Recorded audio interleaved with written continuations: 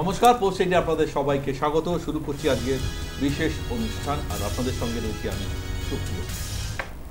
গতকাল ঝাড়গ্রামের জনসভা থেকে সরাসরি তীব্র আক্রমণ করেছিলেন কেন্দ্রীয় নির্বাচন কমিশনকে এবং স্পষ্টভাবে জানিয়ে দিয়েছিলেন যে চার আধিকারিকের বিরুদ্ধে কেন্দ্রীয় নির্বাচন কমিশন বলেছিলেন যে সাসপেনশন করা হবে, এফআইআর করা হবে, মমতা বন্দ্যোপাধ্যায় কিন্তু তার পাল্টা উত্তর জনসভা থেকেই দিয়ে দিয়েছিলেন।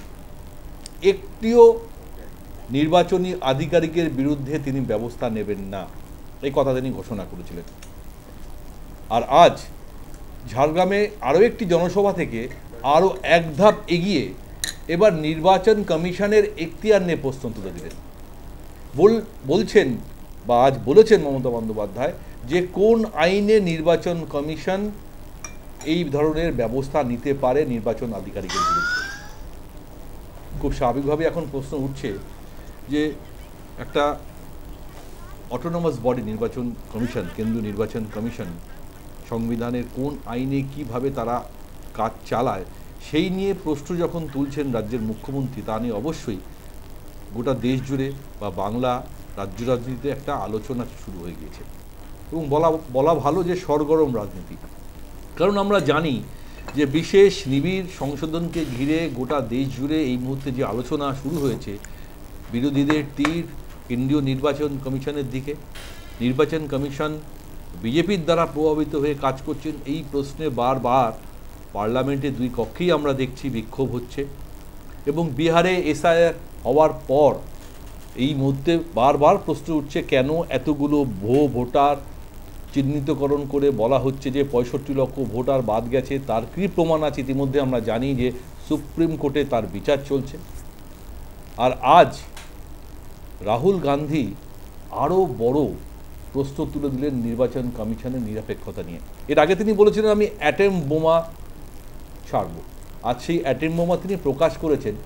স্লাইড শোয়ের মাধ্যমে তিনি দেখিয়েছেন যে কর্ণাটক, মহারাষ্ট্রে কিভাবে কমিশন ভোট চুরি করেছে তথ্য দিয়ে, এবং বলা হয়েছে যে একই ঠিকানা হাজারো হাজারো ভোটার রয়েছে এবং ফর্ম 6 নিয়েও ভুরি ভুরি অভিযোগ।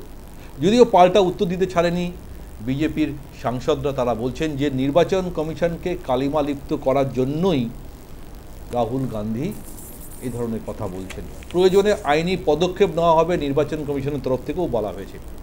তবে আজ শুধু রাহুল গান্ধী নয়, বর্তমানে তৃণমূলের লোকসভার দলনেতা অভিষেক বন্দ্যোপাধ্যায়ও আজ দিল্লি যাওয়ার সময় বলে গিয়েছেন যে নির্বাচন কমিশন নিরপেক্ষভাবে কাজ করছে না।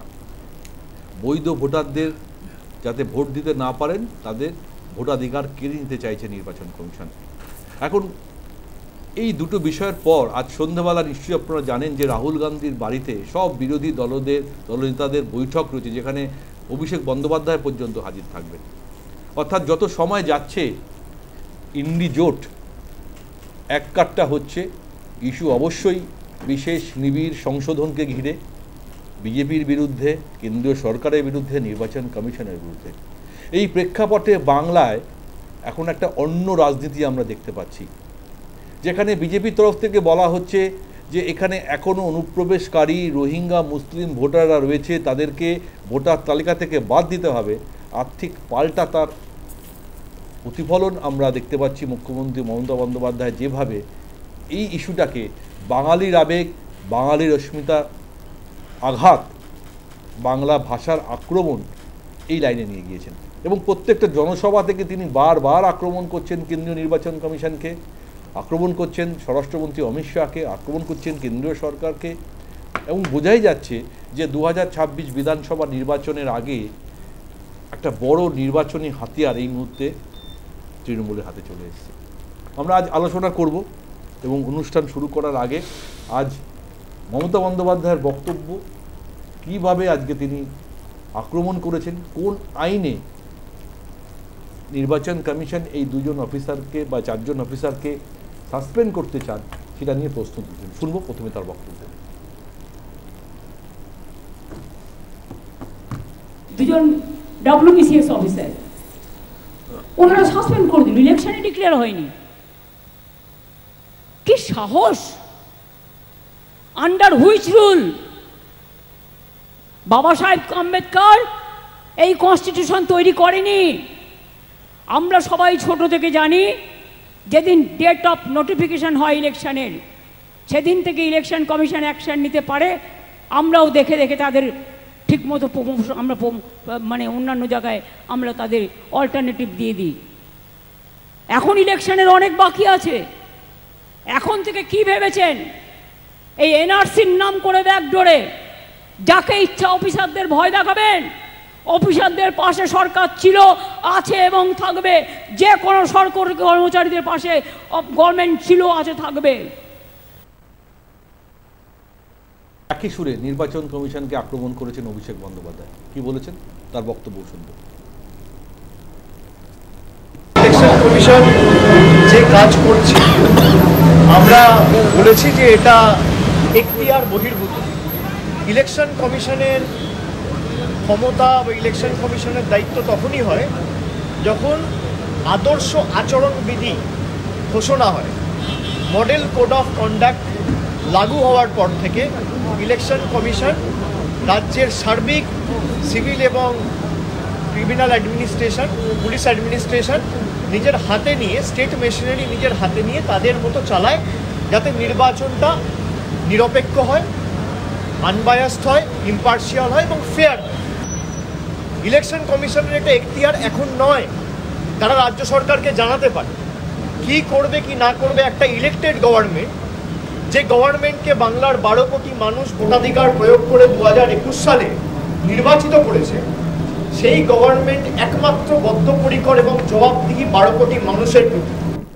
পাল্টা উত্তর দিয়ে আজ রাজ্য বিজেপির সভাপতি শ্রমিক ভট্টাচার্য শুধুমাত্র অনুপ্রবেশকারীদের বা রোহিঙ্গা মুসলিম ভোটারদের ভোটার তালিকায় নাম রাখার জন্যই এই মুহূর্তে এই রাজনীতি করছে তৃণমূল।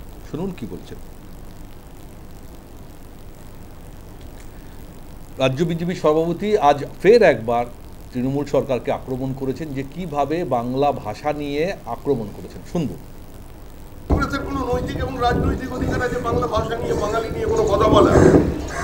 যারা রবীন্দ্রনাথের সঙ্গে বিশ্বাসঘাতকতা করেছে, যারা নেতাজি সুভাষচন্দ্র বসুকে দল থেকে তাড়িয়েছে, যারা দিনের পর দিন বাংলার সঙ্গে প্রতারণা করেছে, বঞ্চনা করেছে, বিমাতৃসুলভ আচরণ করেছে, সেই কংগ্রেস তৃণমূলের পাশে, তাও আবার বাংলা ভাষা নিয়ে। এ তো মজার ব্যাপার। আরে সেদিন কংগ্রেসের সমস্ত নেতা 1947 সালের 20 জুন শ্যামাপ্রসাদ মুখার্জির ডাকে সামিল হয়েছিলেন পশ্চিমবঙ্গকে বাঁচানোর জন্য, পশ্চিমবঙ্গ তৈরি করার জন্য। যে মাটিতে দাঁড়িয়ে বাঙালি বলে পরিচয় দিচ্ছেন, রবীন্দ্রনাথের গান গাইছেন, ওই রবীন্দ্রনাথকে প্রথম বাংলা ভাষায় কনভোকেশন মিটিংয়ে বক্তৃতা করবার জন্য শ্যামাপ্রসাদ মুখার্জি নিয়ে এসেছিলেন। ব্রিটিশ ইন্ডিয়ায় আর কোনো বিশ্ববিদ্যালয় ভারতবর্ষে স্থানীয় ভাষায় কোনোদিন সমাবর্তন অনুষ্ঠান হয়নি। যেটা করেছিলেন শ্যামাপ্রসাদ মুখার্জিকে, এসেছিলেন রবীন্দ্রনাথ ঠাকুর। একবার দয়া করে বক্তৃতাটা পড়ুন। আর কংগ্রেসের ইতিহাস বিশ্বাসঘাতকতার ইতিহাস। আর পশ্চিমবঙ্গের হাজার হাজার বিপ্লবীদের সঙ্গে কি ব্যবহার করেছেন, আগা যতীনের ক্ষেত্রে কি করেছিলেন, ক্ষুদিরাম বসু সম্পর্কে কি বলেছিলেন। এ তো কেঁচো খুঁড়তে গেলে কিন্তু এবার সাপ বেরিয়ে যাবে। তো দয়া করে কংগ্রেস এগুলো না ঢুকলেই ভালো হয়, তবে ভালো। কল্যাণদা তো নেই, দেখছিলাম না ধর্নায়, তো ওই জায়গায় শূন্যস্থান পূরণ করতে কংগ্রেসীরা চলে এসেছে। কোথাও হলেও রাজ্য বিজেপি সভাপতি শ্রমিক ভট্টাচার্য খোঁচা দিতে ছাড়লেন না। অর্থাৎ এই মুহূর্তে কংগ্রেস আর তৃণমূল যে আরও পাশাপাশি এসে গিয়েছে এই বিষয়ে, এটা নিয়ে কোনো সন্দেহ নেই। এবং সেই জোট অর্থাৎ ইন্ডিয়া জোট আবার যে এককাট্টা হচ্ছে, তার পাল্টা উত্তর হয়তো বিজেপির তরফ থেকে আসছে। আমরা আলোচনা শুরু করব, তার আগে আমি আলাপ করি আমাদের সঙ্গে যারা উপস্থিত অতিথি তারা রয়েছেন, তাদের সঙ্গে। আমার ডান দিকে রয়েছেন তৃণমূল কংগ্রেসের কর্মী সমর্থক দেবব্রত রায়। দেবব্রত, আপনাকে স্বাগত। আমার সঙ্গে রয়েছেন বিজেপির মুখপাত্র অমলেন্দু দত্ত। অমলেন্দুবাবু, আপনাকেও স্বাগত। বাইরে থেকে রয়েছেন রাজনৈতিক বিশ্লেষক প্রতীপ চট্টোপাধ্যায়। প্রতীপদা, আপনাকেও স্বাগত। কংগ্রেসের মুখপাত্র কেতন জয়সওয়াল আমাদের সঙ্গে রয়েছেন। কেতন, আপনাকেও স্বাগত। গতকালও আমাদের এই বিষয় একই ছিল, বিশেষ নিবিড় সমীক্ষা বা সংশোধন, যেটা এই মুহূর্তে গোটা দেশ জুড়ে করার পরিকল্পনা রয়েছে। বিহারে হয়েছে, আগামী দিন বাংলায় হবে। কিন্তু তার আগেই যে রাজনৈতিক তরজা আমরা দেখতে পাচ্ছি, তাই প্রথম প্রশ্ন আমি প্রতীপদার কাছে। প্রতীপদা, গতকালও আপনার বক্তব্য আমরা কিছুটা পেয়েছিলাম। আজ যে অ্যাঙ্গেলে তিনি সরাসরি নির্বাচন কমিশনের এখতিয়ার নিয়ে প্রশ্ন তুললেন, কোথাও মনে হচ্ছে যে এবারে এই পদক্ষেপটা এবারে আদালতের দিকে এগিয়ে যাচ্ছে, কারণ এ তো একেবারে সম্মুখ সমর, কেউ 1 ইঞ্চি জমি ছাড়বে না, এবং হাতে পেয়ে গিয়েছে কংগ্রেস, যেখানে রাহুল গান্ধী পর্যন্ত আজকে নির্বাচন কমিশনের বিরুদ্ধে ভোট চুরির অভিযোগ তুলেছেন। কীভাবে দেখছেন প্রদীপদা?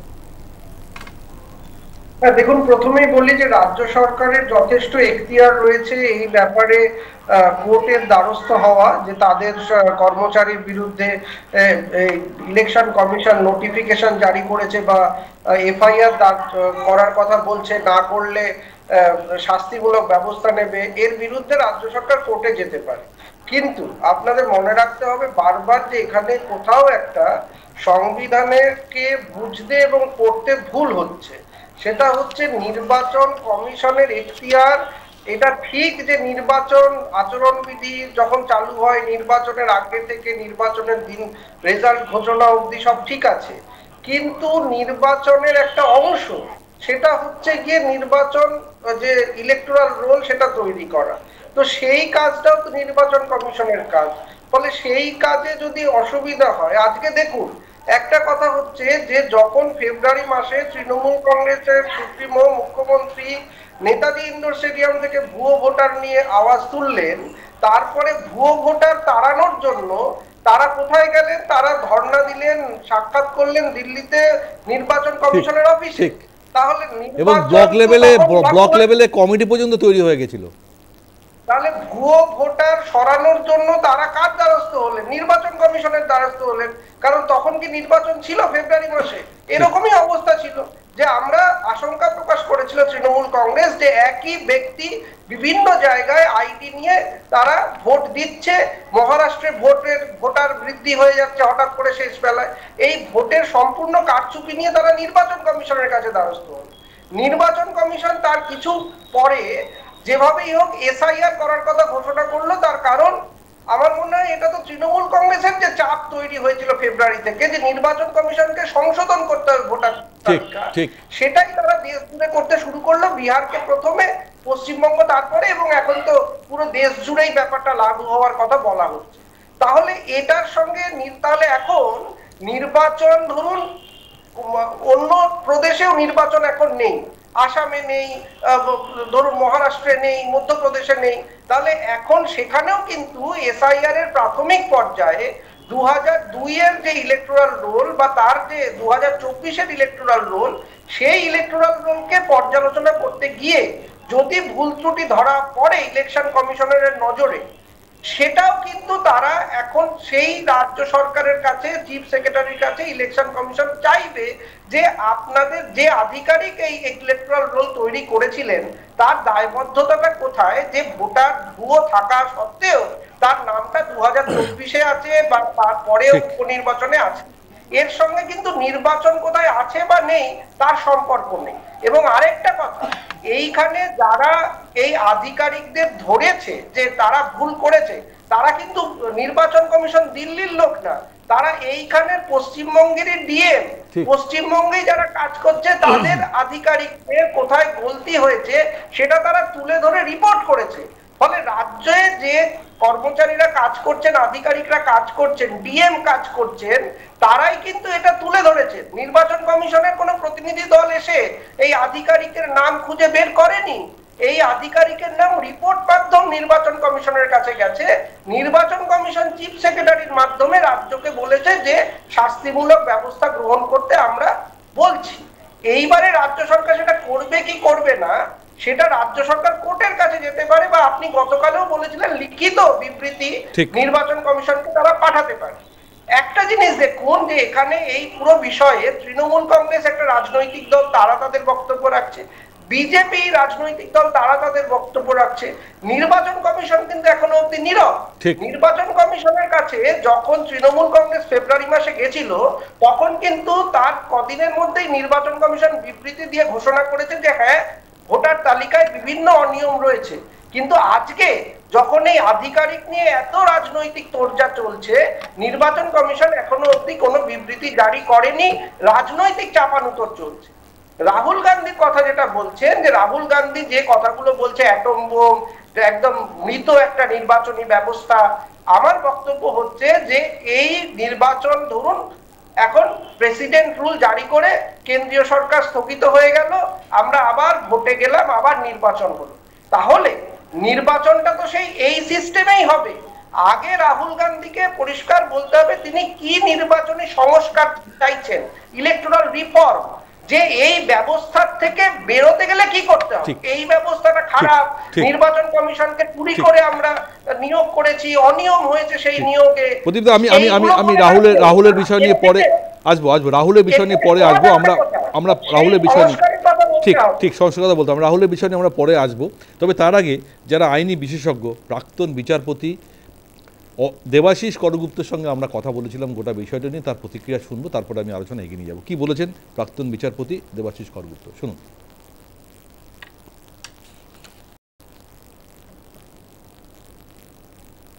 নির্বাচন কমিশন হচ্ছে সাংবিধানিক স্বায়ত্তশাসিত সংস্থা। এরা স্বাধীনভাবে কাজ করে থাকেন, সেই অধিকার তার আছে।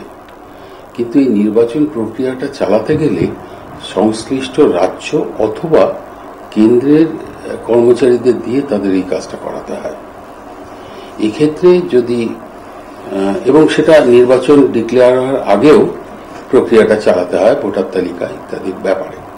এক্ষেত্রে যদি কোনো কর্মচারী অথবা আধিকারিকের বিরুদ্ধে কোনো রকম শাস্তিমূলক বা প্রশাসনিক ব্যবস্থা নিতে হয়, স্বাভাবিকভাবেই সেই সংশ্লিষ্ট রাজ্যকে বলতে হয় এটা একটা রেকমেন্ডেশন, যতক্ষণ পর্যন্ত না নির্বাচন ঘোষিত হচ্ছে। কড়া পদক্ষেপ বলতে উচ্চতম আধিকারিককে নির্দেশ দেওয়া, সেই নির্দেশও যদি পালিত না হয় তাহলে খুব স্বাভাবিকভাবে বিষয়টি আদালতকে ঠিক করে দিতে হবে। এটা তো রাজ্য একটি সাংবিধানিক প্রতিষ্ঠান, রাজ্যের যারা রয়েছেন তারা, এবং নির্বাচন কমিশনও আরেকটি সাংবিধানিক প্রতিষ্ঠান। ফলে তাদের মধ্যে যদি মতবিরোধ মতদ্বন্দ্ব হয় সেটা তো তাদের বিষয়, এটাতে তো কোনো আইনি ব্যাখ্যার বিষয় নেই। তবে এই সংঘাত হলে শেষ বিষয়টি ওই জুডিশিয়াল রিভিউয়ের মাধ্যমে আদালতে পৌঁছাবে এবং আদালত ঠিক করে দেবে কি হবে। বেশ, আমরা শুনছিলাম প্রাক্তন বিচারপতি দেবাশিস করগুপ্তর বক্তব্য। আমি দেবব্রতদা, খুব স্বাভাবিকভাবেই মমতা বন্দ্যোপাধ্যায় আজকে নির্বাচন কমিশনের এখতিয়ার নিয়ে প্রশ্ন তুলছেন, এবং যে আলোচনা বা যে ব্যাখ্যা আমরা একটু আগে শুনলাম, প্রদীপদার ব্যাখ্যা শুনলাম, প্রাক্তন বিচারপতির ব্যাখ্যা শুনলাম, যে একটা স্বায়ত্তশাসিত সংস্থা, একটা অটোনমাস বডি, তাদের সংবিধান রয়েছে, তারা নিয়ম মেনেই কাজ করছে, সেখানে আপনার মুখ্যমন্ত্রী কেন এটা মানতে চাইছেন না? কোথায় অসুবিধা? যদি কোনো আধিকারিক ভোটের তালিকায় কারচুপি করে থাকে আর তাকে শাস্তি দেওয়া হয়, আর সেই শাস্তি নেব না, শাস্তি দেব না, এই যে তার বক্তব্য, এটা কোথাও মনে হচ্ছে না সংঘাতের জায়গা তৈরি করছে?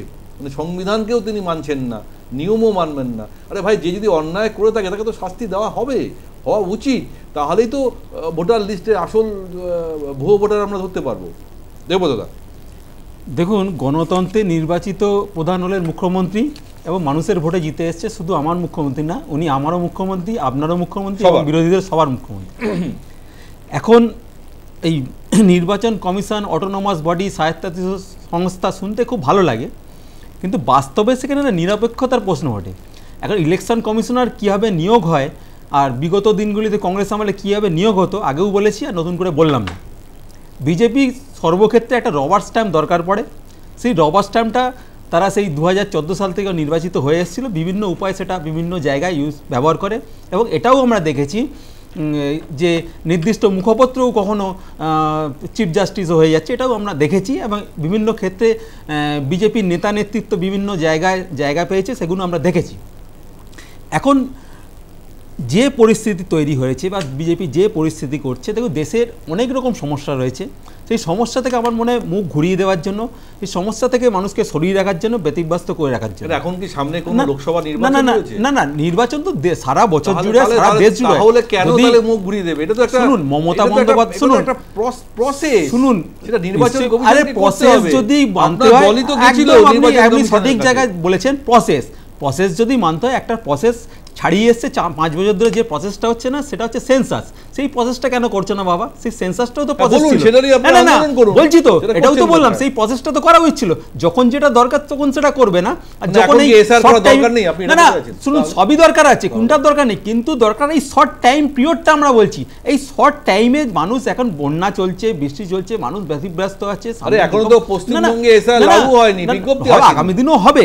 আর মমতা বন্দ্যোপাধ্যায়কে নির্বাচনী প্রক্রিয়া, মানুষের গণতান্ত্রিক অধিকার নিয়ে নতুন করে জ্ঞান দেওয়ার একদম দরকার নেই। সেই 1993 সাল থেকে যদি দেখেন, সেগুলো মাইলস্টোন। মমতা ব্যানার্জি এই মানুষের ভোটাধিকার পাওয়া, ভোটাধিকার ফিরিয়ে দেওয়া, সেই 1993 সালে যে আন্দোলন, মানে তৃণমূল কংগ্রেস যখন সলতে পাকানো শুরু হয়েছিল, সে কংগ্রেস অবিভক্ত কংগ্রেস থাকে, কিন্তু প্রতিবাদ দেখিয়ে এসছেন প্রতিটা ক্ষেত্রে।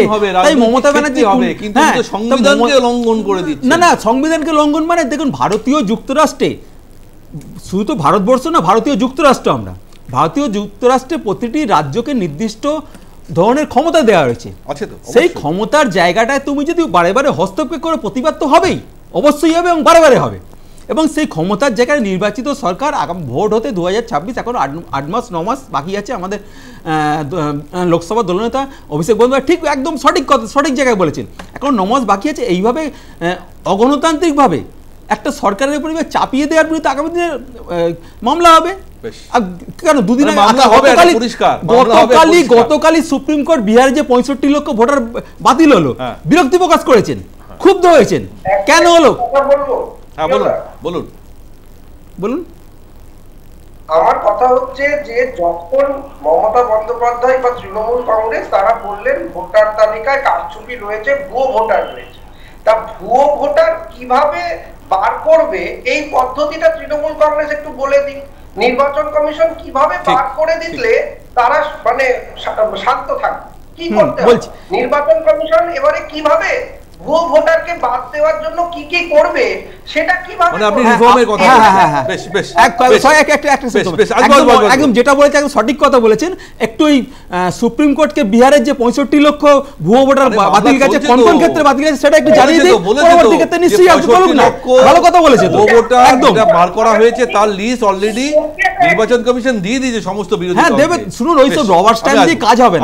অমলেন্দু বাবু, যে বিষয়টা এই মুহূর্তে একটা দাঁড়িয়ে আছে, কোথাও মনে হচ্ছে সাংবিধানিক সংকট আবার আসতে চলেছে, যে সংঘাত আমরা দেখতে পাচ্ছি নির্বাচন কমিশন বনাম রাজ্য সরকারের বিরুদ্ধে। এর আগেও বিভিন্ন বিষয়ে বিভিন্ন বক্তব্য আমরা দেখেছি মমতা বন্দ্যোপাধ্যায়ের, তিনি প্রধানমন্ত্রী থেকে স্বরাষ্ট্রমন্ত্রী সবাইকে আক্রমণ করেছেন, নির্বাচন কমিশনকে তো করেছেন। গতকালও আপনি শুনেছেন কীভাবে বক্তব্য রেখেছেন। আজকে তিনি এখতিয়ার নিয়ে প্রস্তুত তুলছেন, আজকে তিনি একদম পরিষ্কার বলে দিচ্ছেন যে আমি মানছি না, মানব না, এবং নিরপেক্ষতা নিয়ে প্রশ্ন উঠে যাচ্ছে, এবং সেখানে সমস্ত বিরোধী দল কিন্তু আজকে নির্বাচন কমিশনের বিপক্ষে চলে গেছে। কোথাও মনে হচ্ছে না যে এইটা সাধারণ মানুষের কাছে ভুল বার্তা যাচ্ছে?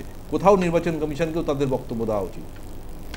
বিরোধী দল যারাই আছে ভারতবর্ষে, তারা এখন এসআইআরের বা নির্বাচন কমিশনের এই যে ইলেকটোরাল রোলের যে কাজ করছে সেটাকে অপোজ করছে। এর কিছুদিন আগে কি অবধি কী করতো না, ইভিএম নিয়ে অপোজ করতো, যে ইভিএম মেশিন হ্যাক করা হয়, ইভিএম মেশিন ডিফেক্টিভ করে রাখা হয়, তার জন্য বিজেপি বারে বারে ভোটে জিতে যায়।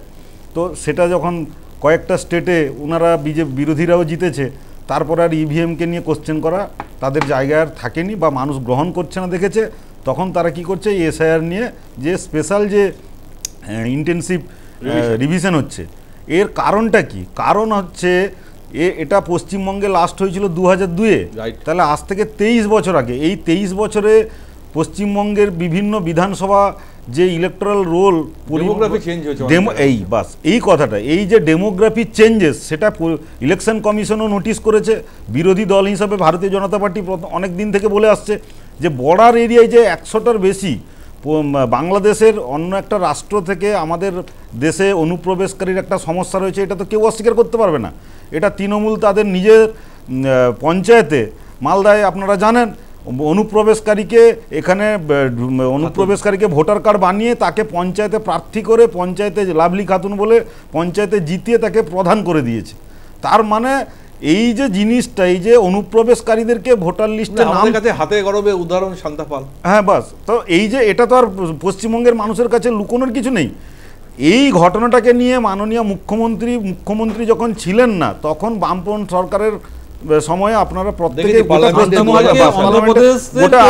বলেছেন, আপনি দাঁড়ান না, গোটা পশ্চিমবঙ্গবাসী না গোটা ভারতবর্ষ জানে যে উনি বারবার পার্লামেন্টে বলুন বা রাজনৈতিকভাবে বলেছেন কি যে সিপিএম বারবার ভোটে যেতে কেন না, বাংলাদেশ থেকে অনুপ্রবেশকারীদের এখানে ভোটার লিস্টে নাম তুলে রেখে সিপিএম তাদের ভোট ব্যাংক তৈরি করে রেখেছে বলে সিপিএম বারবার যেতে, তার জন্য ভোটার লিস্ট বা ইলেকটোরাল রোলকে রেকটিফাই করতে হবে, এটা তাঁরই দাবি ছিল। এইটা উল্টোটা কেন হয়েছে না, যখন যে মানে রাজত্বে বসে সেই যে রাজা তুমি উলঙ্গ কেন, এই কোশ্চেনটা করার উনাকে আর কেউ নেই, তিনি যে ভাবছেন তা নয়। এখন বাচ্চা থেকে শুরু করে পশ্চিমবঙ্গের এই যে 12 কোটি সংখ্যালঘু ভোটকে কনসলিডেট করতে চাইছেন, এটা কি সংখ্যালঘু ভোটটাই উনার হচ্ছে মেন মূলধন। আজকে বিজেপি যে ভোট তাদের থেকে প্রায় 22-25 লক্ষ ভোট কম পেয়েছে, সেই ভোটটা পেলে যে বিজেপি এখানে ক্লিন সুইপ করবে আগামী বিধানসভায়, সেটা তিনি বুঝতে পেরেছেন। এবং সেই ভোটটা কাদের ভোট?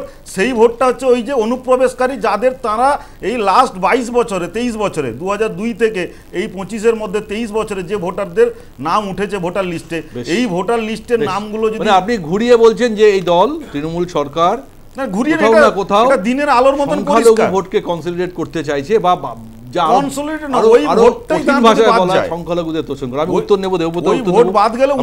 বিজ্ঞাপন বিরতি নেব, তারপরে আমি কেতনের কাছে যাব। আমি ছোট্ট একটা বিজ্ঞাপন বিরতি নিচ্ছি, ফিরে আসি সঙ্গে।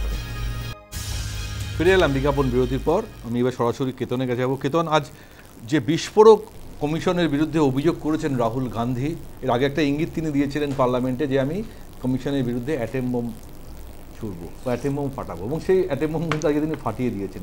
যেভাবে তিনি স্লাইড শোয়ের মাধ্যমে বিভিন্ন তথ্য তুলে ধরে কমিশনের কারচুপির অভিযোগগুলো তুলেছেন, তা এক কথা সত্যি বিস্ফোরক। যদি সত্যি হয়, তিনি বলেছেন যে ফর্ম 6 নিয়ে ভুরি অভিযোগ আছে, একই ঠিকানায় হাজারো ভোটার রয়েছে, 5টি উপায়ে কিভাবে ভোট চুরি হয়েছে সেটাও তিনি ব্যাখ্যা করেছেন। কিন্তু সত্যি রাহুল গান্ধী আজকে কেন কর্ণাটক, মহারাষ্ট্রের এই তথ্যগুলো সামনে আনছেন? এটা তো যখন ভোট হয়ে গেল তার পরপরই আনতে পারতেন, বা আদালতে সরাসরি চলে যেতে পারতেন, কেন এই সময় তার আনতে হলো? এটা একটা প্রথম প্রশ্ন। 2, আজকে আমরা দেখলাম যে এই এসআইয়ের ইস্যুতে পার্লামেন্টে যে বিক্ষোভ কর্মসূচি চলছে, সেখানে ইন্ডি জোট যতটা সময় যাচ্ছে আরও কাছাকাছি আসছে, এককাট্টা হচ্ছে। এবং আজকে রাহুল গান্ধীর বাসভবনে বিরোধীদের বৈঠক, সেখানে অভিষেক বন্দ্যোপাধ্যায় রয়েছেন এবং অন্যান্য বিরোধী নেতারাও রয়েছেন। কোথাও মনে হচ্ছে গোটা ইস্যুতে কেন্দ্রীয় সরকারের বিরুদ্ধে আরও চাপ বাড়াবে এই ইন্ডি জোট। কি দেখছো কেতন?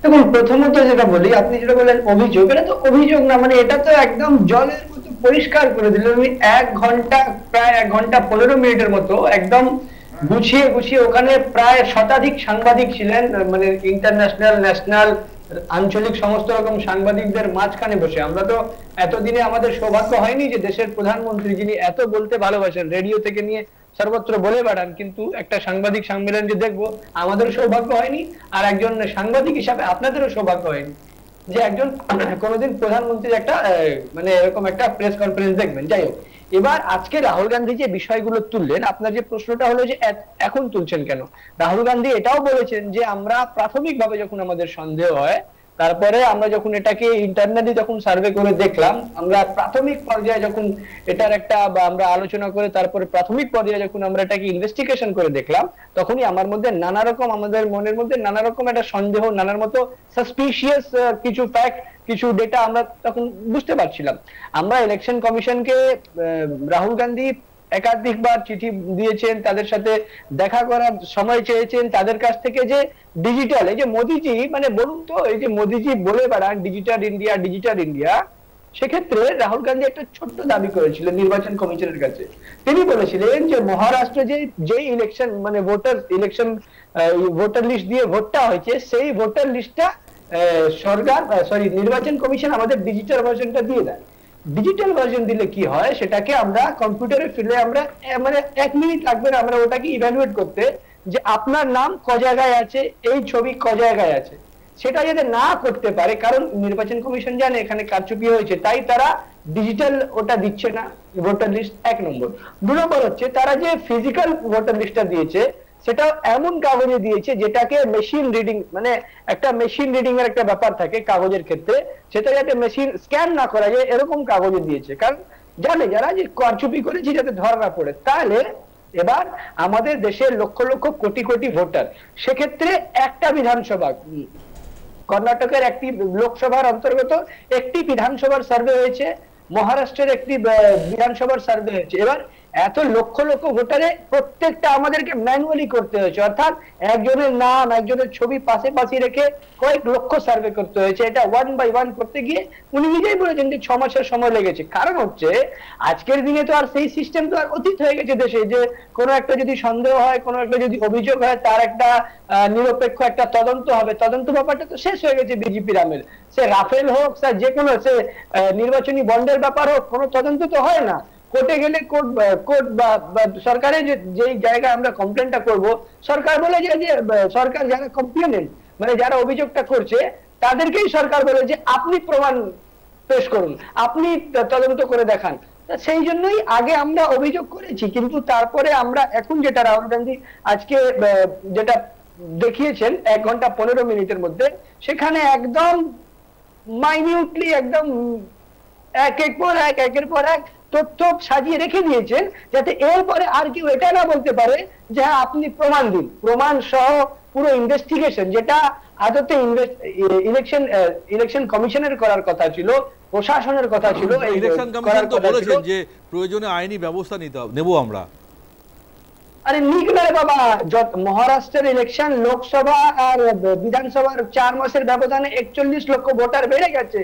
এই প্রশ্ন রাহুল গান্ধী নির্বাচনের পরে থেকেই করছেন। ইলেকশন কমিশন কানে কোন তেল দিয়ে শুয়ে রয়েছে যে তারা এতদিন উত্তর দিতে পারেনি। আর আমি তো চ্যালেঞ্জ করছি নির্বাচন কমিশনকে, যদি আপনারা যদি রাহুল গান্ধীর কথা ভুল বলে থাকেন, তার বিরুদ্ধে মামলা করুন, তার বিরুদ্ধে আপনি যা করার করুন। একটা সদুত্তর দিতে পেরেছেন কি? একবারও কি নির্বাচন কমিশন হোক বা বিজেপি হোক, সরকার হোক, প্রধানমন্ত্রী কেউ কি বলতে পেরেছে যে রাহুল গান্ধী যে তথ্যগুলো দিয়েছেন সেগুলো ভুল? একবারও কি কোনো ডেটা ওয়াইজ কোনো রাহুল গান্ধী যেভাবে ডেটা হিসাবে এই তথ্যগুলো রেখেছেন, কেউ কি ডেটার উপর কোন রকম প্রশ্ন চিহ্ন উঠাতে পেরেছে? পারিনি। কারণ আমরা গান্ধীবাদীর দল, তো আমরা মিথ্যাবাদী বিজেপির মতো যা ইচ্ছে তাই একটা বলে দিলাম তারপরে ছেড়ে দিলাম, তা তো নয়। এখানে বোঝাই যাচ্ছে লোকসভায় একটা বিধানসভায় 1,10,000 ভোট ফেক করা হয়েছে। সেখানে কেতন তুমি বলতে চাইছো রাহুল গান্ধী আজকে যা বলেছে কোথাও মনে হচ্ছে এটা নির্বাচন কমিশনের অনেক বড় একটা প্রতারণা করছে গোটা দেশ জুড়ে। বেশ, আমি উত্তর নেব। 100 বার করছি, আরে প্রতারণা 10 সেকেন্ড বলে দিই। কিভাবে ভোট চুরি করেছে তথ্য দিয়ে রাহুল গান্ধী দেখিয়ে দিয়েছে, এবং মুখ্য নির্বাচন কমিশনার নিয়োগ নিয়েও কিন্তু প্রশ্ন রয়েছে, এটা কিন্তু বারবার বিরোধীরা বলছেন। বলুন।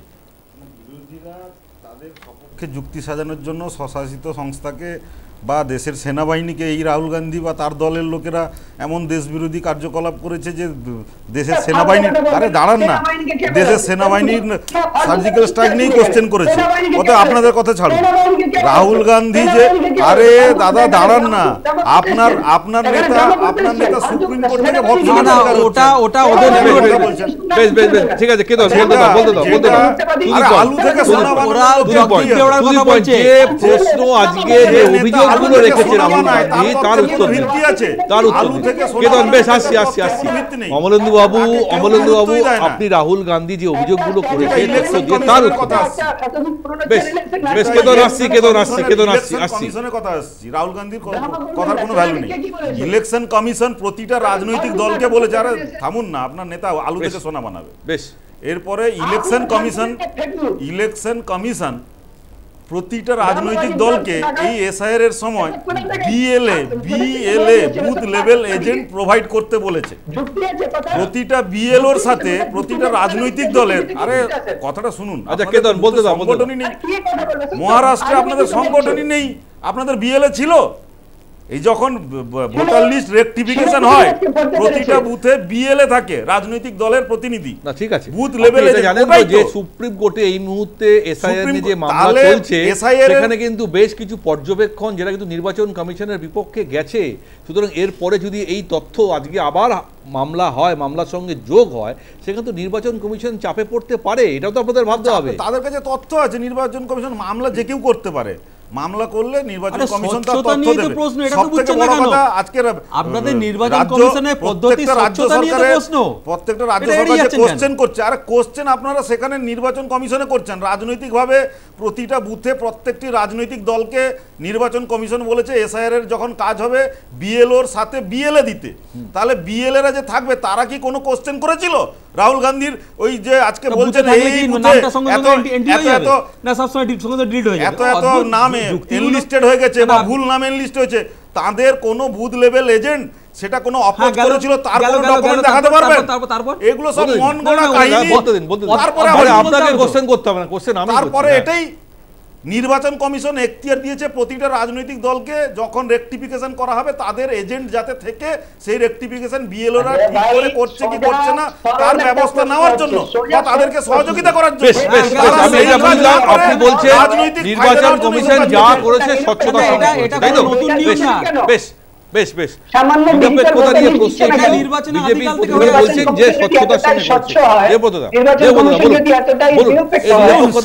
ব্যাপারটা কি জানেন তো, শুধু কি নিয়োগ মুখ্য নির্বাচন অধিকারী নিয়োগটা নিয়েই বড় প্রশ্ন, না কোথাও না কোথাও বিজেপি ঘুরিয়ে নির্বাচন কমিশনকে এই কাজগুলো করিয়ে নি? শুনুন, বিজেপি এখন পালাবার বা মুখ লুকানোর সুযোগ খুঁজছে।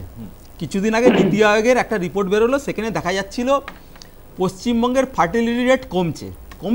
মানে কি 1.6, তার 1.6 স্বাভাবিকভাবে নিয়ম বলে কমছে। এই যে বারে বারে বলে ডেমোগ্রাফি চেঞ্জ, বাস্তবে কতটা খাটছে না। আর এমনভাবে অনুপ্রবেশ নিয়ে বলা হচ্ছে যেন 100 বছর ধরে মমতা ব্যানার্জি মনে হয় দেশের যত রকম বর্ডারগুলো আছে সব পাহারা দিচ্ছে, কিন্তু কার্যত তা নয়। দেশের বর্ডার তো পাহারা দেয় কেন্দ্রীয় নিরাপত্তা বাহিনী দেয়, বিএসএফ দেয়। মমতা ব্যানার্জি তো কেন্দ্রীয় স্বরাষ্ট্রমন্ত্রী নয়, স্বরাষ্ট্রমন্ত্রীর কাজটা ওই স্বরাষ্ট্রমন্ত্রী ঠিকঠাক করে। আর যারা বর্ডার পেরিয়ে আসছে তারা তো একদম হাই জাম্প দিয়ে এসে পড়লো, একদম লং জাম্প এসে ওয়েস্ট বেঙ্গলে পড়লো, তা তো নয়। কিন্তু আসার পর আধার কার্ড প্যান কার্ড তো হয়ে যায়। না কাদের নজরদারিতে আছে সেটাও দেখতে। হ্যাঁ শুনুন, হয়তো ওই যে দেখা গেল 12 থেকে একজন ধরা পড়লো, তিনি আধার কার্ড ভোটার কার্ড বানায়, তার নাম হচ্ছে ইন্দ্রজিৎ দত্ত, সে হচ্ছে 2বার বিজেপির ক্যান্ডিডেট হয়েছিল। ধরা পড়লে যে শান্তা পাল বলে বললেন, খুব ভালো কথা, তাকে কারা ধরলো? রাজ্য পুলিশ ধরেছে, থেকে কি দিল্লির পুলিশে ধরেছিল নাকি? এখন দেখুন পালাবার এইসব অজুহাতগুলো, অজুহাত তো পায় না।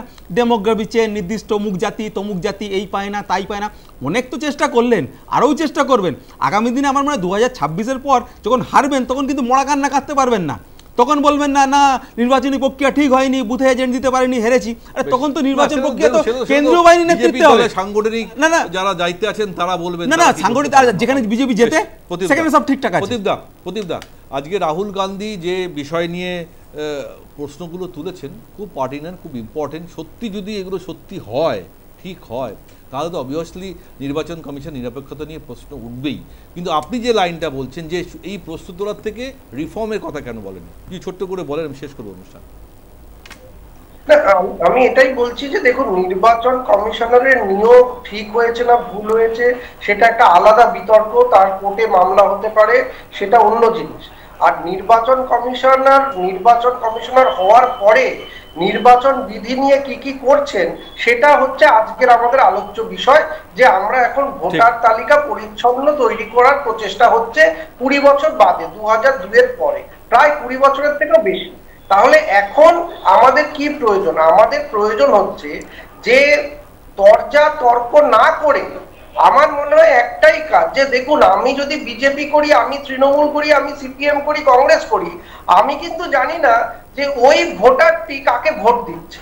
ফলে ওই যে প্রত্যেকটি ভোটার তার সঠিক বৈধ ভোটার কিনা এটা যাচাই করার জন্য নির্বাচন কমিশনের কিন্তু কোনো লোকজন নেই, তারা নির্ভরশীল রাজ্যের ওপরে, রাজনৈতিক দলের উপরে। তো আমার মনে হয় যখন রাজনৈতিক দলেরাও এই প্রশ্ন তুলেছে, নির্বাচন কমিশন যখন একটা চেষ্টা করছে, রাজ্যের কর্মচারীদের দিয়েই করতে হবে। আমার মনে হয় সচেষ্ট সহযোগিতাটা দরকার। এই প্রশ্নগুলো আদালতের জন্য তোলা থাক, কিন্তু যে প্রক্রিয়া গড়ানো হয়েছে যে এসআইআর, সেটা যাতে প্রত্যেকটা বৈধ নাগরিক ভোট দিতে পারে, এবং যাদের সত্যি কোনো অবৈধ যারা এসেছে তাদেরকে চিহ্নিত করাটাও প্রাসঙ্গিক। গোটা বিষয়টা তো তাহলে একটাই, গোটা বিষয়টা তো ভোট রাজনীতি, মানে সবটাই তো ভোটকে কেন্দ্র করেই তো হচ্ছে, সবটাই তো ভোট রাজনীতি। সে কারণে তো বিরোধীরা বারবার মাঠে নামছেন, এটা নিয়ে তো কোনো মানে সন্দেহ নেই। এইটাই তো যে ভোট রাজনীতি। আজকে ধরুন তৃণমূল কংগ্রেস 2026-এ যখন নির্বাচনে যাবে, দেখা গেল পশ্চিমবঙ্গের ভোটার তালিকার থেকে 80,000 বা 65 লক্ষ বিহারের মতো বাদ চলে গেছে। এখন প্রশ্ন হচ্ছে এই 65 লক্ষ বাদ চলে গেলে তৃণমূল কংগ্রেস হেরে যাবে, এটারও নিশ্চয়তা নেই, বিজেপি জিতে যাবে এরও নিশ্চয়তা, কিন্তু রিভিশনটা হওয়া জরুরি। সবার কাছে ওপেন জিনিস, এইটা কেন আমরা গ্রহণ করতে পারছি না? এখানে কিন্তু আমি শুধুমাত্র আপনি যেটা বলছেন রাজনীতি ছাড়া আর কিছু নেই। একদম একদম, অনেক ধন্যবাদ প্রদীপদা। তবে এটুকু ঠিক যে এই মুহূর্তে এসআইআরকে কেন্দ্র করে বাংলা ভাষা, বাংলার অস্মিতা, বাংলার আবেগ সমস্ত কেন্দ্র করে একটা পশ্চিমবঙ্গে যে রাজ্য রাজনীতির একটা আলোচনা চলছে, তা কিন্তু গোটা দেশ জুড়ে ছড়িয়ে পড়েছে। এবং ইন্ডিজোট আরও কাছাকাছি আসছে, আগামী দিন পার্লামেন্টে হয়তো একসঙ্গে এসআইআর বিপক্ষে কেন্দ্রীয় সরকারের বিরুদ্ধে মানে প্রশ্ন তোলা হবে। এবং নির্বাচন কমিশনকে আজকে কাঠগড়ায় তুলেছেন রাহুল গান্ধী। গোটা বিষয়টা বোঝা যাচ্ছে যে এখন একটা এমন সংঘাতের জায়গায় পৌঁছচ্ছে কেন্দ্রীয় সরকার, নির্বাচন কমিশন বনাম বিরোধী জোট। এটা কিন্তু এই মুহূর্তে একটা দেখার মতন বিষয় সর্বদলীয় স্তরে এখন এটা কোথায় গিয়ে দাঁড়ায়। কারণ আর কিছুদিনের মধ্যেই ভোট, তারপরে এখানে বাংলা এসআইআর কবে হবে সেটা নিয়েও অনেক প্রশ্ন। তার মধ্যেই এই লড়াই যেটা আমরা দেখতে পাচ্ছি, এটা কিন্তু বোঝাই যাচ্ছে যে এটা চরম সংঘাতের দিকে এগোচ্ছে। আমাদের অনুষ্ঠান আজকে এখানেই শেষ করব। সমস্ত দিতে অনেক ধন্যবাদ আমার সঙ্গে থাকার জন্য। আপনাদের থাকুন news time, any time, all the time.